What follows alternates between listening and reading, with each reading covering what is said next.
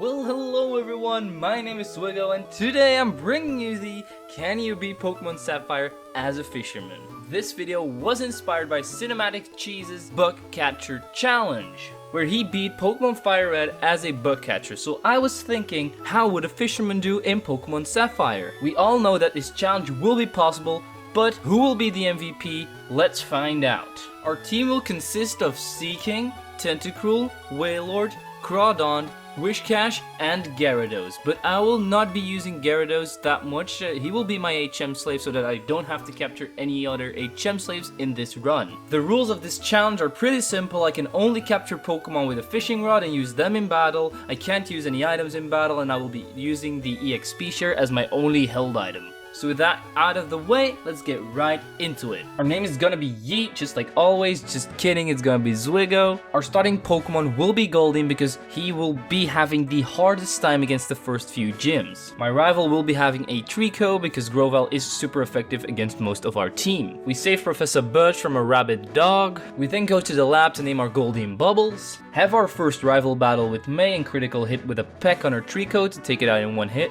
No more wasting time, we head straight to the first gym because everything else is irrelevant. We trained up our Goldeen up to level 20 because I thought this gym was going to be very hard because all of our moves are not very effective against a rock type Pokemon. And I was right. This took me about 50 attempts before I realized, no, I have to grind up even more. So after trying and trying and trying, I grinded up my Goldeen up to level 24 where it learned Flail. Flail is a move that does more damage the lower HP you have. So I thought if I get into red, I might be able to pull this off. And indeed, after another 20 attempts, I finally got the one that I needed. After spamming Supersonic and Horn Attack on the Geodude, he finally goes down after she uses a lot of potions on him. Last out is her Nose Pass, and I start off by the same strategy as with Geodude. I Supersonic it, hit it with a few Horn Attacks, I get into red health, then I use Flail a few times and eventually he goes down. With our first gym badge acquired, we can move on to Briny's house to bring us to Dewford Town. After we arrive there, we pick up the fishing rod, we fish up a Magikarp, and we name it Vampire after our Gyarados in the Pokemon Emerald Nuzlocke. We then go through the cave, deliver the letter to Steven, and then we fish up a Tentacool which we name Jelly. We then go back to Rustboro City and pick up the EXP share to give to our Tentacool and Magikarp later on. We then go to the second gym to take on Brawly. I start off with 2 Horn Attacks, he heals up, then 1 more Horn Attack and 2 more pecks take out the Machop. Next up is Makahita and 2 pecks take that thing down. Easy gym badge. Now we have our second rival fight with May, and this time she's a little bit harder and her team is a little bit better, so her Wailmer, we do take that thing down in 2 Horn Attacks, but her Grovyle is a little bit harder to take down.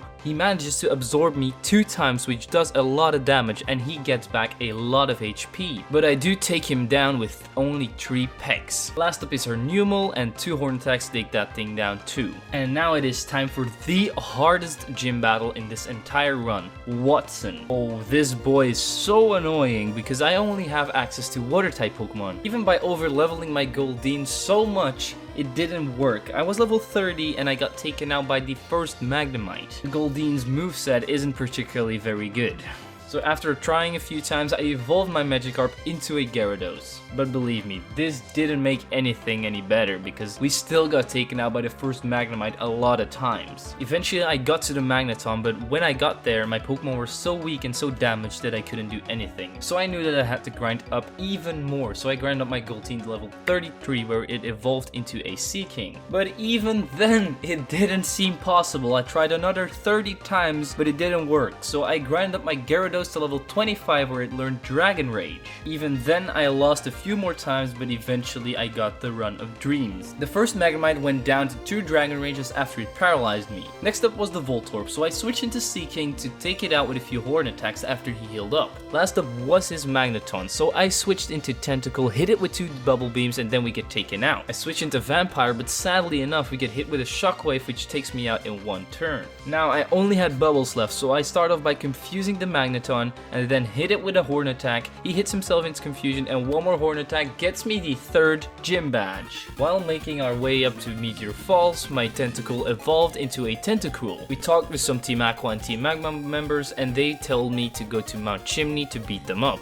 Their leader Archie was waiting there for us, so I start off with my Tentacruel and he starts off with his Mightyena. I hit it with 2 Bubble Beams and Mightyena is gone. Next up was his Golbat, so I switch into Bubbles and hit with a Peck and then with 3 Horn Attacks and the Golbat is out of here. Last up is Sharpedo, so I hit it with a Horn Attack, he heals up and then I hit it with another Horn Attack, get a crit and the Sharpedo is down. After defeating Archie, it's time to go to the Fire-type gym led by Flannery. As you may expect, this gym really isn't that much of a challenge. The first 2 Slugmas go down with 2 Horn Attacks each, which is great. So last up is Torkoal. I start off by confusing it, but he paralyzes me with Body Slam. I then get paralyzed so I can't attack and he hits a critical Body Slam to take out my Sea King. I then switch in Jelly, hit it with a Bubble Beam, but it doesn't KO because of the Sunny Day. It does decent damage and he hits me with a Body Slam, which barely does anything. So one more Bubble Beam and we get ourselves the 4th gym badge. Nothing really interesting happens anymore, so I go straight to the 5th gym. His first Pokemon, of course, is a Slacking, so I start off by confusing it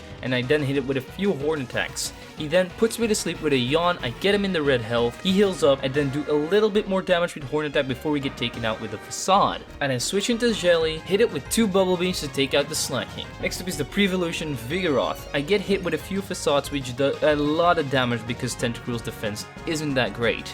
I managed to take it out with 3 Bubble Beams though. Last up is another Slacking, so I confuse it with Supersonic. He hits himself. I hit it with 2 Bubble Beams. He hits himself again. And my final Bubble Beam is a crit, which takes him out. Very, very lucky. Otherwise, we probably would have lost. Now that I finally have access to Surf, I pick up the Good Rod and I fished up a Barboach on the bridge. I name it Wannabe because it has the same typing as Swampert and that way it's kind of a wannabe Swampert. I then level up the Barboach once and it immediately evolves into a Wishcash. After clearing the Weather Institute, we have our 3rd rival fight with May. Her first Pokemon Numel goes down with 1 Surf of Wannabe. I then switch into Tentacool because she sends out her Grovyle. I hit it with 2 Acids to take it out. Last up is a Wailmer. I hit it with an Acid, hit it with a Surf, and then with another Acid to take it down without taking too much damage in the process. Now it's time to take on the 6th gym leader, Winona. I start off with Wannabe and she starts off with a Swallow. I hit the Swallow with a Surf while getting hit with an Aerial Ace. She heals up, I hit it with another Surf, but then she Endeavors me, which brings me down into red health, but one more Surf to take down the Swallow.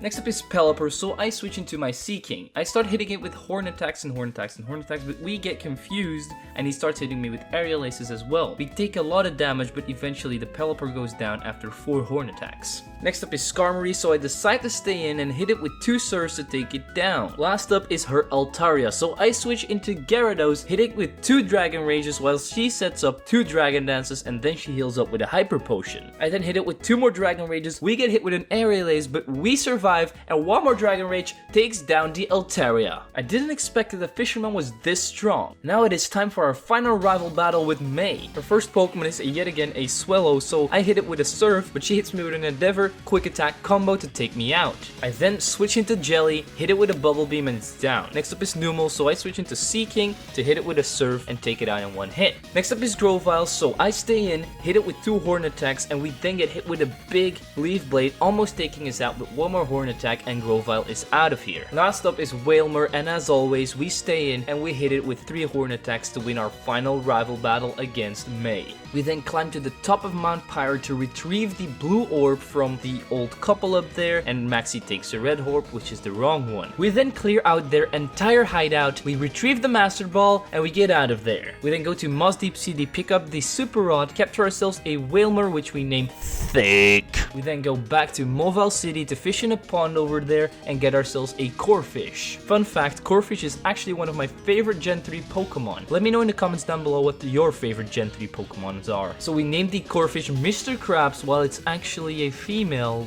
because I'm just like that. And then I decide to take on the 7th gym. I start off with my 2 weakest mons, Corphish and Wailmer, because they are very underleveled. I managed to hit the Solrock and the Lunatone with 1 Surf from each of my Pokemon, but the next turn we go down to a Solar Beam and a Psychic. And then switch in Wannabe and Bubbles to take them out with a few Surfs, but they managed to live on a few health remaining. So then they set up a sunny day and they take out my wish cache with a solar beam. I then switch in Jelly to hit a few more serfs, and eventually Jelly also goes down, so my last two hopes are Bubbles and Gyarados. They heal up once more, I hit them with a few more serfs, and eventually Bubbles manages to finish them off with just a sliver of health remaining. After we acquired the 7th gym badge, I grinded up my Corphish 1 level so that it would evolve into a Crawdaunt. Now it's time for us to head to the seafloor cavern and fight Archie there because he's trying to awaken Kyogre. He starts off with his Mightyena and I start off with Thick, but after missing a couple of rollouts and hitting one serve, Thick goes down, so I switch into Crawdaunt and manage to hit a few serves to take out the Mightyena. Next up is Crobat, so I switch in Bubbles to hit it with a serve, but eventually we go down because he confused us and we couldn't attack anymore. I then switch in Jelly to hit it with a few serves and we live with a slither of health, but eventually Crobat goes down.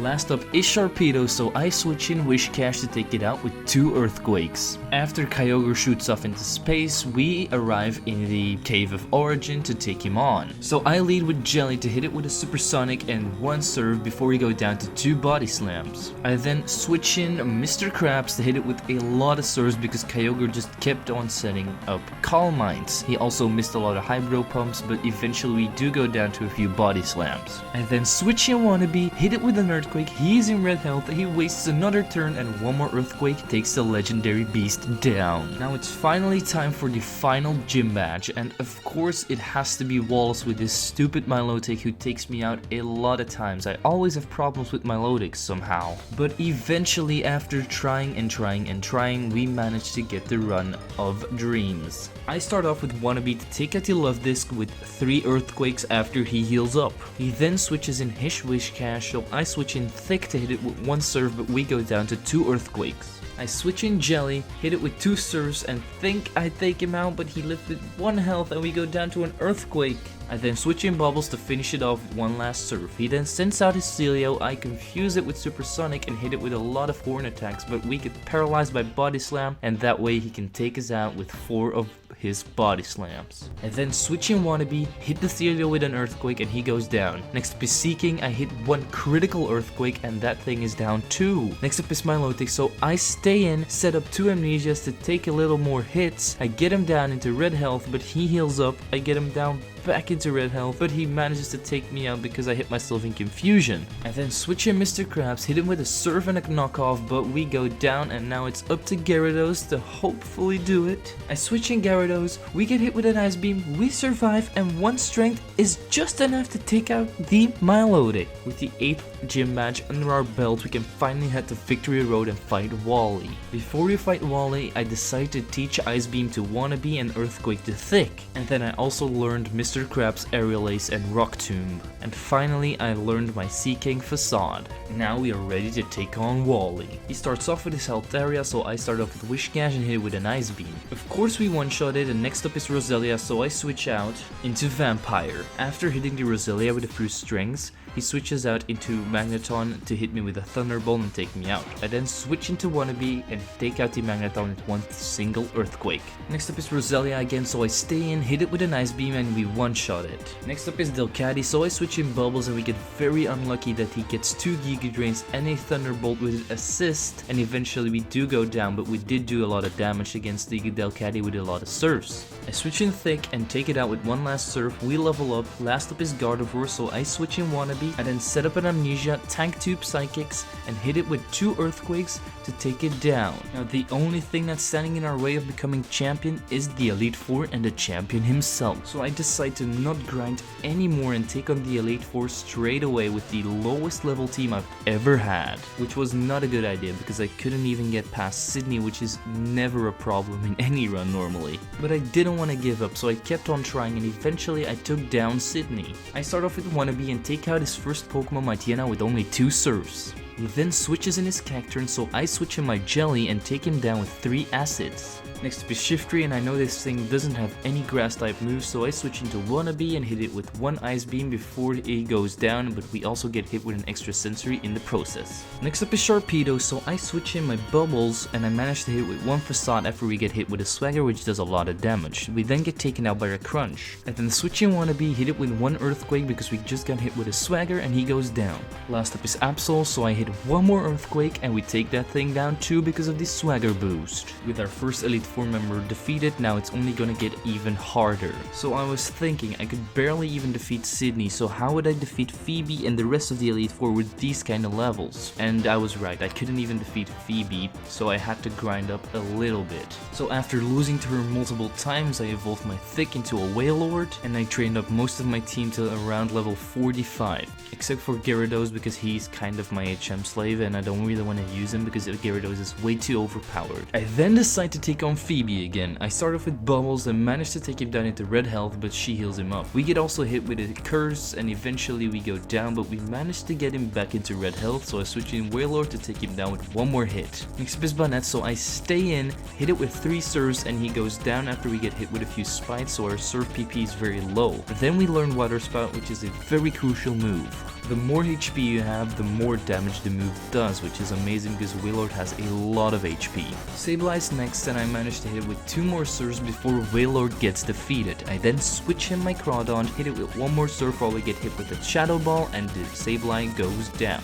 Next up is Banette, so I stay in, hit it with a Surf, hit it with another Surf, we almost go down, she heals up, I hit it with a Surf, and the critical Crab Hammer takes out the Banette. Last up is Dusclops, so I switch in Jelly to confuse it. We get hit with the Earthquake, which does a lot of damage. I then hit a critical Surf, he hits himself in its confusion, and Dusclops is down. And of course Glacia is next, and as you might know, Glacia is a very hard opponent because of the Wall Rain that she has. As you can see, she sweeps my entire team, but eventually we do get through her. The first Glalie goes down to 3 Rock Tombs of Mr. Krabs because the Rock Tomb manages to lower its speed, so eventually we outspeed him. He did set up a light screen which can be annoying throughout the rest of this fight. Next up is Celio, so I decide to stay in and manage to hit him with 2 Rock Tombs before we get it taken out by a Surf. I then switch in Thick and start hitting it with rollouts. I get him into red health, but then she heals him up, and then I hit him with 2 more rollouts because rollout always doubles in power and he goes down. And because my rollout is still going, the Celio and the Glalie that are up next also go down in 1 hit. I'm telling you, rollout is broken. Last up is Walrein, and I managed to hit it with 1 last very weak rollout before we get taken out by a Blizzard. I then switch in Wannabe, set up an Amnesia to get myself a little bit more bulky.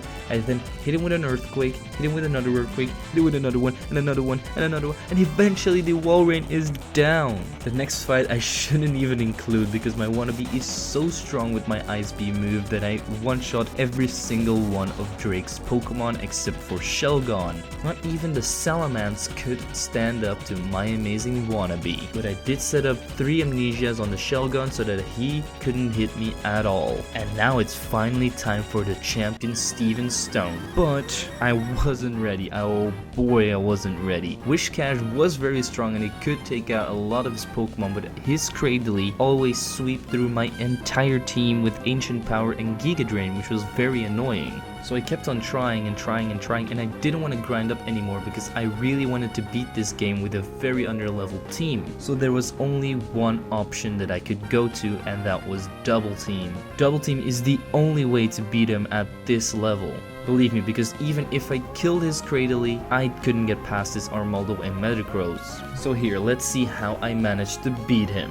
Thick takes down the first Skarmory with a Water Spout and 2 Surfs. Then he switches in Aggron, and here I have to set up my double teams because he always goes for Solar Beam. So he only gets 3 turns to attack, and he has to miss all 3 of those for me in order to manage to win. So after doing that, I hit it with a Surf and he goes down. So next up is Cradily, and as you can see, my Ice Beam isn't doing that much damage, so I have to hit him with 3 before he goes down. I managed to hit him with 2, he heals up, I then hit him with another 2, and I get very lucky to freeze him right here because else he might have hit me, and 1 last Ice Beam takes down the Cradily. Next is Claydol, and he misses his Earthquake, so 2 Surfs take care of that thing too. Metagross manages to hit me with a Psychic, but 1 Earthquake is just enough to take him out.